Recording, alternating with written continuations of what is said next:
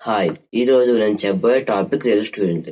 సాధారణంగా స్టూడెంట్ అంటే రోజు స్కూల్కి వెళ్ళి బాగా చదువుకొని మంచి మార్క్స్ తెచ్చుకుని తన లైఫ్ ని సెట్ చేసుకుందామని అనుకునేవాడు. కానీ రియల్ స్టూడెంట్ అంటే స్టడీతో పాటు తన క్యారెక్టర్ ను నైతిక విలువలతో నింపుకుని తన జీవితాన్ని చక్కదిద్దుకునేవాడు. నాటి సమాజంలో విద్య లేనివాడు వింత పశువు అనేవారు.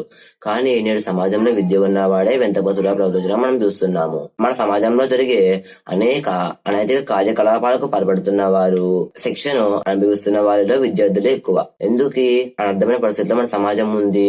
ఉదాహరణకు ఒక వ్యక్తి వైట్ కోట్ వేసుకుని స్టెథోస్కోప్ పట్టుకుని నేను డాక్టర్ని, వైద్యం చేస్తున్నట్టు పేషెంట్ వెళ్తారా? వెళ్ళరు కదా.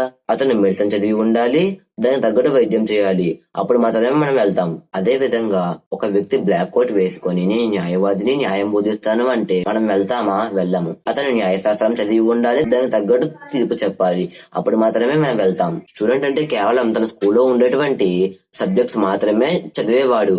కానీ రియల్ స్టూడెంట్ అంటే వాటితో పాటు మోరల్ వాల్యూకి సంబంధించిన భగవద్గీత, బైబుల్, ఖురాన్ శాస్త్రాలు కూడా చదివి తన జీవితాన్ని నైతికంగా చక్కదిద్దుకునేవాడే నిజమైన రియల్ స్టూడెంట్. పేరెంట్స్ ని ప్రేమించేవాడు అయి ఉంటాడు, టీచర్స్ ని గౌరవించేవాడు అయి ఉంటాడు, స్నేహితుల పట్ల, బంధువుల పట్ల, సమాజం పట్ల ఐకమత్య భావాన్ని కలిగి ఉంటాడు. విద్యార్థి దశలోని ప్రతి ఒక్కరూ నైతిక శాస్త్రాలను చదివి నైతికపరమైన జీవనాన్ని గడపాలని ది షైన్ టీం తరపు నుంచి కోరుతున్నాను. Thank you. జై హింద్.